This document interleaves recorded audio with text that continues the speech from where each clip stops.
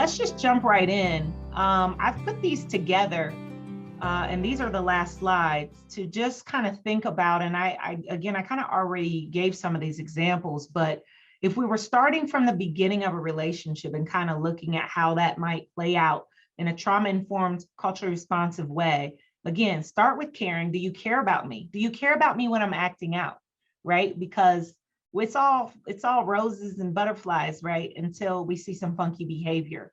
We can't make the youth earn our care, right? To where we're feeling real good vibey when they're acting the way we think they should, and then not so much when they're not.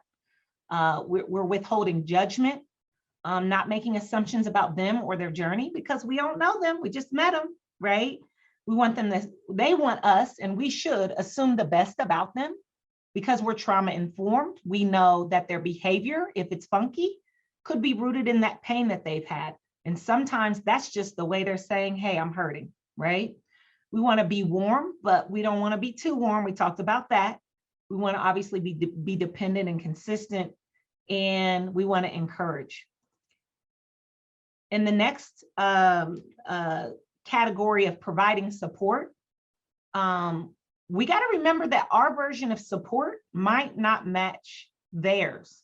So we start with acceptance and accept them as is. And so I know that, and the reason why I put this up is because I can remember certain clients that I've had over the years who, you know, you come in and you think loving on them and being sweet and caring is what they want. And for some of them, that is traumatic in and of itself to have somebody really expressive and really supportive. So we can't assume that our kind of support is their kind of support. So just really checking in and not assuming that what we think would be helpful is helpful, right?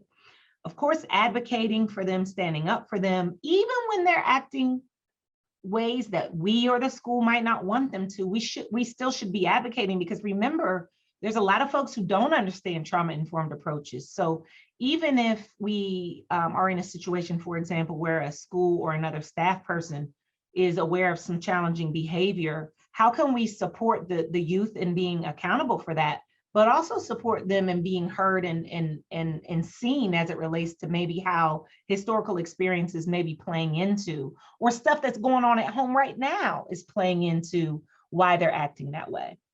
Of course, we want to help them navigate, not by telling them what to do, right?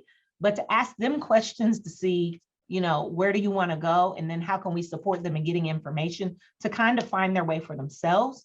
We want to be empowering, where we allow them to, again, ask questions and write their own story, write their own book, rather than us knowing you need to get good grades, you should go to college, and we have all our predetermined ways of what would be a good outcome for them. We want to be gentle with the boundary setting. We talked about that. Of course, we have to set boundaries. We want to make sure that we don't go too hard on what that looks like. And then over into then sharing power. Respecting them, we're allowing them to move beyond feelings of powerless. So when we do share power, we're helping to empower them to say, even though you didn't get choice in this situation, or you don't have choice about what's going on at home, there's still plenty of ways in which you have power in your life. And we want to highlight that for them as much as we can. Again, it's power and it's opportunity to have control, choice, and voice, which we talked about. Include them in decisions. We talked about that already. Collaborating with them on problem solving. Again, let's not adult them where we come in and fix stuff, right? We're giving them an opportunity. Ask them a question instead of giving them the answer. Ask them, what do they think first? And be okay with the silence. If they don't like quick have a response, just give a moment for silence, or maybe give an additional probing question rather than quickly jumping into answers. We want to be collaborative by, again, asking them, what is it they want? Even as a clinician, it is not my job, if I have a client who is in a clinical setting, it is not my job to set for them what they want to do in counseling. It's my job to find out from them, what would they want to do? And then I support them in doing that and give them the information, even if it's not something I think would be best for them. A lot of times, if you just give them the information to process and think through the pros and cons of things, they're going to realize that maybe what they thought they wanted isn't helpful, but we shouldn't be harping on them, telling them those answers. And of course, let them lead. It's their life. They might blow it. I think as adults, we get so concerned that we want to try to keep them from getting into trouble or keep them from falling off or whatever. But we have to let them define their success. And if we recall when we were younger, we didn't get it right all the time, did we? Right? But we're still here. We made it. So we got to be able to be patient with them while they go through that journey. For the expanding possibilities, this is when you start to really get to that point where you've been patient, right? You've given them the opportunity to kind of feel you out and you've found your way. And so this is where like that relationship grows and strengthens. They're going to be more open to you, right? Because you've given them that space and you've given them that respect. And now, you know, they're going to be more likely to seek your answers and ideas and be willing to collaborate even more. Always acknowledging how they chose to do it, especially when it comes to trauma, right? So even if there's some really, really funky behaviors that come with surviving trauma, but folks do what they got to do to make it. So no matter what it is, we got to honor that they did what they had to do to survive, even if it's not behavior we would suggest people engage in. They did what they had to do to get here. And so it's important for us to honor that and make sure they know to honor that, right? Their quote unquote bad choices, which were survival mechanisms, were good in that they got them here. So if they can make it through those challenges that they're either currently in or were in at one time, then we know the possibilities are endless, right? And so helping them to realize, man, look what you've come through. You know, you guys have moved 7 times in 12 months. That's a lot, but you're still here and you found your way. Man, you can do anything. Look at what you've done, right? Because otherwise there's sometimes things that they're looking at as problematic or, you know, things they get down on themselves about. And then the last one is the challenging growth, right? So because we've been expressing care, providing support, sharing power, and expanding possibilities, now we can, you know, get in a little tough love thing where, right, we're like, hey, you could do better. I know you can do better, right? I've seen you do better, right? We want to make sure, though, we don't lower the expectations just because they've had some struggles or because their parents are struggling right now or whatever it is. That doesn't mean that they can't, you know, capture the stars if that's what they want to do. And this piece, you want to kind of vacillate between being gentle and stern. There's times to just let them be where they are and roll. And there are other times where they really do need to be challenged. And you've got to pick that up along the way in the relationship, right? So you kind of get a sense for when. You kind of know when you've got a kid who could be doing better, but they're not. You guys know what I'm talking about. And there's other times when they really can't be doing better. So as you've gone along in the relationship, you can kind of know how to vacillate between the two. And again, always just reminding them that whatever they've done to make it so far is worthy of praise, right? Because they're here. They made it even through funky, even through 1 year of bad grades or whatever it was. Right? They're still here. They're still trying. They're still doing their thing. Yeah, I saw your point, May, that many youth move. They've shared that your space is consistent and they can rely on. Yeah, yep. And so we can point out all the things when you go through that much change, you start to become an expert at change. And we know in adulthood, one guarantee is change, right? So again, just a way that we can sort of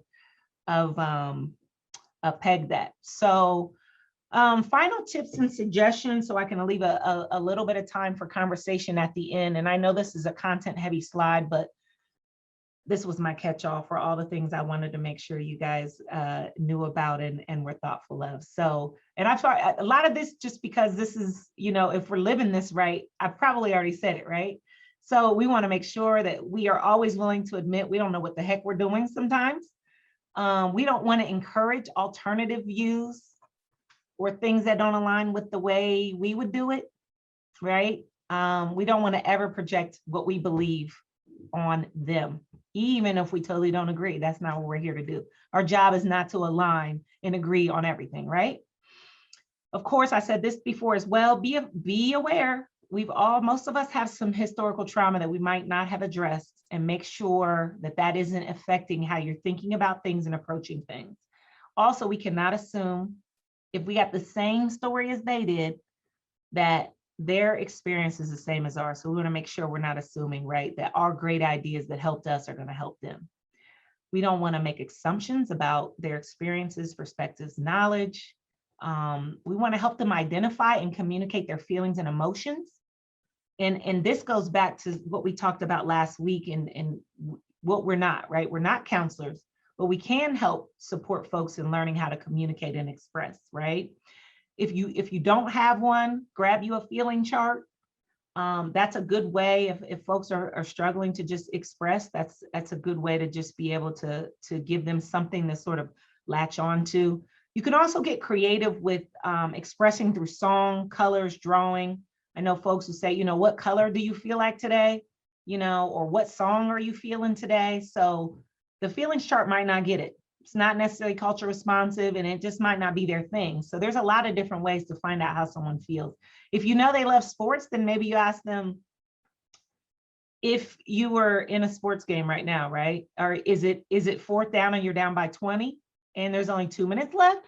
Or, you know what I mean? Is it early in the game? You blowing them out, you feeling good, right? So there's a lot of different ways. You got to find out what they love and speak their language.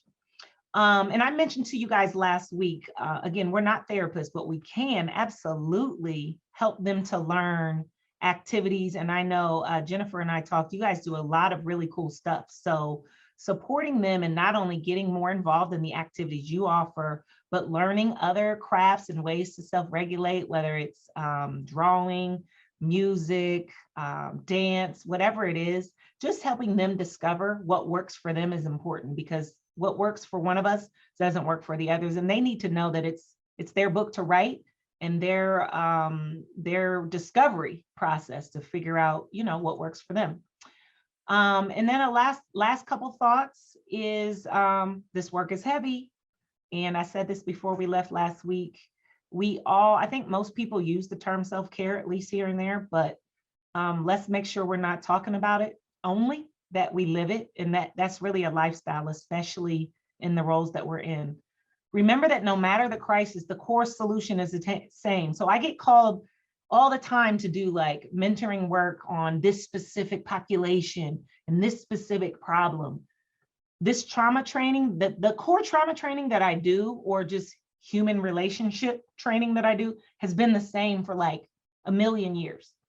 All 21 years that I am, no, 45, never mind.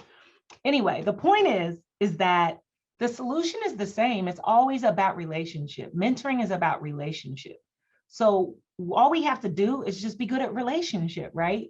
And that just sometimes simply means just being there, being empathetic, being humble, being open, and just being there. Like that is it at the core. And so I just want to challenge you, as new challenges arise and a new target population comes up and a new health pandemic or whatever the new thing is going to be, right? We're going to get through this one and another one's going to come. The answers are going to still be the same, guys. And it's about relationship. It's about connection. It's just about being there. So don't get caught up, right, in the technicality of it to where you miss the simplicity of it all.